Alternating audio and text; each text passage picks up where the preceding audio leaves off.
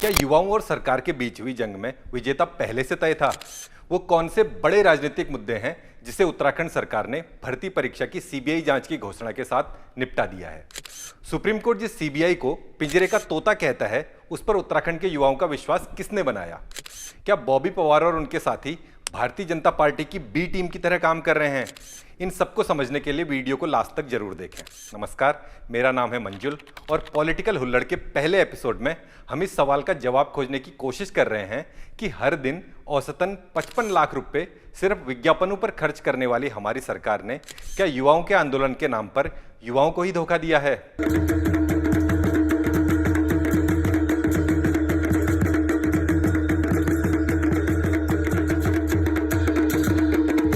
21 सितंबर 2025 को उत्तराखंड में यूकेएसएससी ने स्नातक स्तरीय परीक्षा का आयोजन किया था। छात्र परीक्षा हॉल से बाहर नहीं निकले होते हैं कि पेपर लीक की खबर देश भर में फैल जाती है। अब आप 21 सितंबर का दिन याद करेंगे तो देखेंगे कि 20 सितंबर तक हमारे राज्य के अधिकांश इलाकों में बारिश का अलर्ट था। राज्य भर में आपदा के बावजूद इस पेपर को कराया गया क्योंकि छात्रों की मजबूरी थी, इसलिए उन्होंने जान हथेली में रखकर भी पेपर देना ही बेहतर समझा। इस बीच का घटनाक्रम हम आपको याद दिलाएं तो राज्य सरकार दो बड़े मुद्दों से घिरी थी। पहला आपदा से जुड़ा मुद्दा था। पहाड़ों में कठिन परिस्थिति का रोना रोने वाली उत्तराखंड सरकार की पोल बारिश ने देहरादून में ही खोल दी थी। जिस देहरादून की हमेशा चमक दमक वाली तस्वीरें आती थी, उसके भयावह वीडियो से इंटरनेट पट गया था।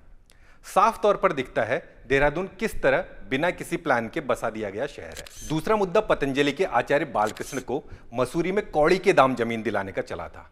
बालकृष्ण के मसूरी में जमीन खरीदने को सबसे पहले कांग्रेस के नेता मनोज रावत ने उठाया था। करीब एक साल पहले बारामासा न्यूज चैनल ने इस पर एक डिटेल्ड स्टोरी की थी।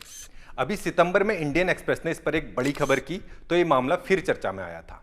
उत्तराखंड सरकार पर लगे ये आरोप गंभीर थे।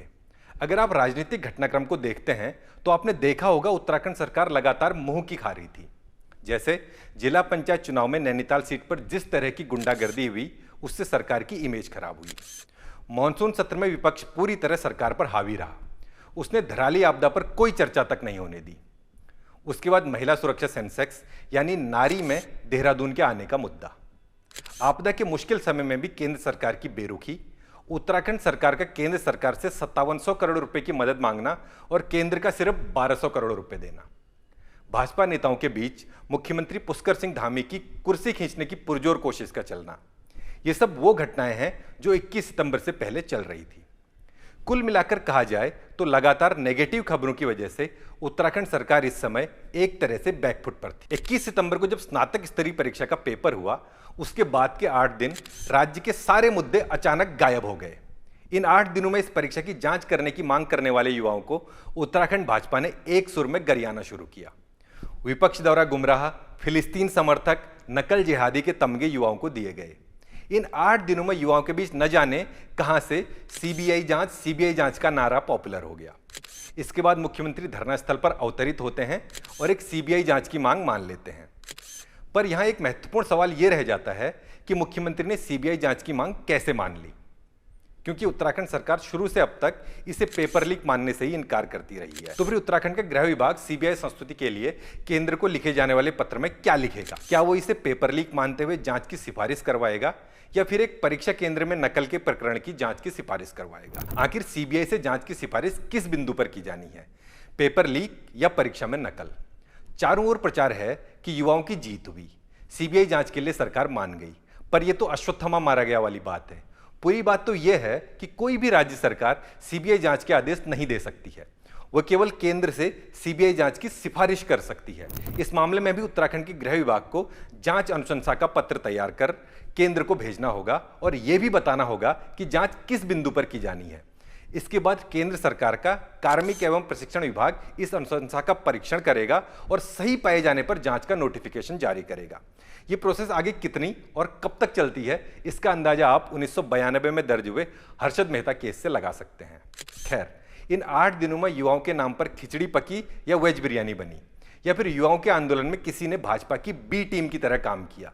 ये बी टीम का सवाल इसलिए बनता है क्योंकि आज भी ये स्पष्ट नहीं है क्या 21 सितंबर की भर्ती परीक्षा निरस्त हो गई है। जिस जांच की घोषणा हुई है वो पूरी परीक्षा की है या सिर्फ एक सेंटर की है? ऐसे बहुत से सवाल अभी अधूरे हैं, लेकिन दोनों तरफ से उत्सव और बधाइयां चलने लगी हैं। वैसे उत्तराखंड की राजनीति में भाजपा की बी टीम की तरह काम करने का आरोप बॉबी पवार और उनके साथियों पर लगता है। बॉबी पवार और उनके साथियों पर यह आरोप क्यों लगता है, इस पर जल्दी हम एक अलग वीडियो में तथ्यात्मक बात रखेंगे। फिलहाल मुद्दे पर आते हुए हम आपको उन दो बड़े मुद्दों के बारे में बताते हैं जो इन्हीं 8 दिनों में हुए हैं और हमें और आपको उसकी खबर भी नहीं लगी। पहला मामला सुप्रीम कोर्ट द्वारा उत्तराखंड निर्वाचन आयोग पर 2 लाख का जुर्माना लगाने से जुड़ा है।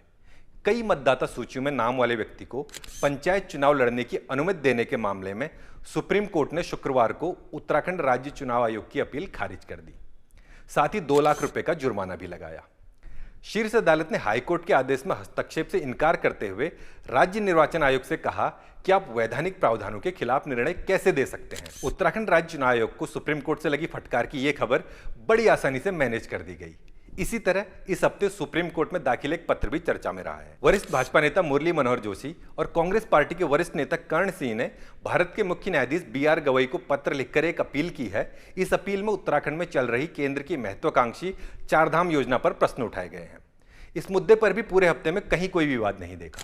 जिस योजना के बल पर भाजपा सरकार कहती है कि वो उत्तराखंड में 12 सड़कें बनाएगी, उसके बारे में पत्र में लिखा गया है कि बद्रीनाथ, गंगोत्री, पिथौरागढ़ जैसे सभी रणनीतिक मार्ग अक्सर अवरुद्ध रहते हैं और मानसून के मौसम में अक्सर अनुपयोगी हो जाते हैं, जबकि ये पूरे साल जोखिम भरे और भूस्खलन की आशंका वाले बने रहते हैं।